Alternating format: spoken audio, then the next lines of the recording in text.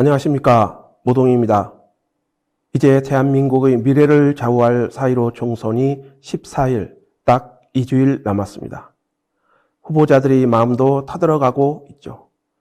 후보자들은 얼굴을 알리기에 기존에 하던 유권자와의 악수 등 선거운동이 코로나19로 인해 제동이 걸린 상태죠.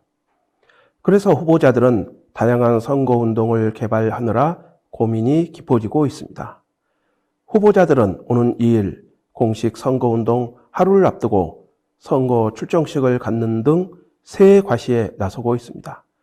그러면서 후보자들과 지지자들은 언론에 수시로 보도되는 후보자 지지도에 촉각을 곤두세우고 있습니다. 오늘도 저희 신문사에 언론의 후보자 지지 여론조사를 믿을 수 없다며 애로를 호소하는 후보자 측의 전화가 걸려오기도 했습니다.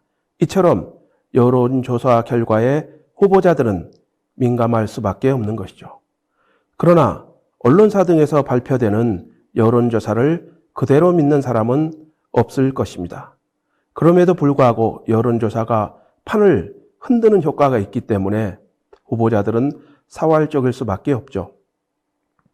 과거 대선과 지방의회 의원 선거 여론조사와 선거 결과는 전혀 다르게 나타난 것이 현실이죠. 이제 4.15 총선 공식 선거운동도 시동을 걸었습니다. 이 같은 총선 열기에도 불구하고 숨죽이는 사람들이 많죠. 바로 N번방 사건에 촉각을 곤두세우고 있는 사람들입니다.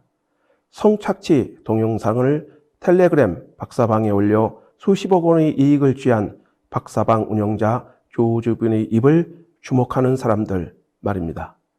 검찰 조사를 받고 있는 조주빈은 아이폰 등 2대의 휴대전화 비밀번호를 검찰에서 진술하지 않고 있는 것으로 알려지고 있습니다. 핸드폰에는 모든 것이 기록되어 있어 알려주면 안 된다는 말을 공공연히 한 정치인도 있죠. 또한 피의자 신분으로 경찰과 검찰 조사에서 비밀번호를 끝까지 공개하지 않기도 했죠. 떳떳하다면 휴대폰 비밀번호를 공개하지 못할 이유가 없을 것입니다. 그래서 조주빈의 입에 주목하는 사람들은 오늘도 어둠 속에서 떨고 있는 것입니다. 최근에는 박사방 가담자로 자수하는 사람들도 나타나고 있습니다. 조주빈의 입과 핸드폰, 어떤 말과 내용이 더 나올까요? 수십 명의 여성을 성착취한 텔레그램 박사방 운영자 조주빈의 얼굴이 공개됐죠. 조주빈이 검찰에 송치되며 손석희 JTBC 사장 등을 언급한 배경에 그래서 관심이 쏠리고 있습니다.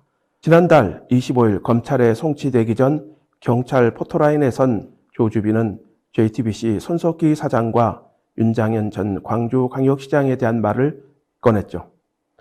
조 씨는 손석희 사장님, 윤장현 시장님, 김웅 기자님을 비롯해 저에게 피해를 입은 모든 분들께 진심으로 사죄의 말씀을 드립니다라고 한 것이죠. 이후 언론의 관심은 손석희 사장과 윤장현 전 시장이 조 씨와 어떤 연관이 있느냐에 쏠렸죠. 유력 방송사 사장이 젊은 조 씨에게 어떤 일을 당했느냐에 대한 의혹도 확산되기 시작했습니다. 그러자 손석희 시장이 해명에 나섰습니다. 손 사장은 지난달 27일 몇몇 기자들과 만나 조 씨와의 관련성에 대해 설명한 것으로 보도됐죠.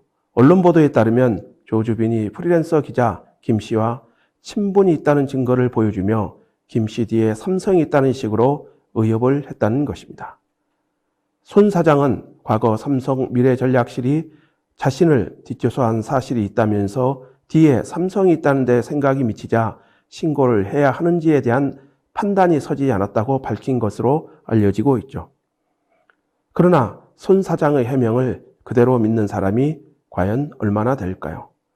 막강한 영향력을 가진 방송사 사장이자 대표적인 언론인인 손 사장의 이 같은 해명은 그래서 더 꼬이는 것입니다.